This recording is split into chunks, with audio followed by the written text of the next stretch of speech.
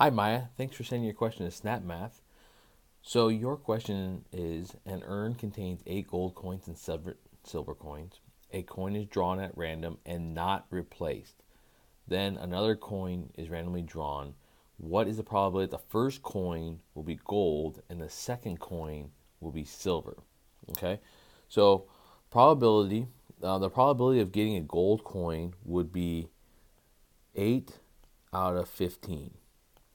All right, so that's the probability of our first draw. Now, the second draw, since we are not replacing and we need to get a silver, is going to be 7 out of 14. All right, and then we just multiply those two. So we have 8 out of 15, and we're going to multiply by, we're going to reduce that 7 over 14 to 1 over 2. We can reduce this 4 and 1, so 4/15. So the probability of pulling out a gold coin and then a silver coin will be 4/15. Thanks for sending your question. Have a great day.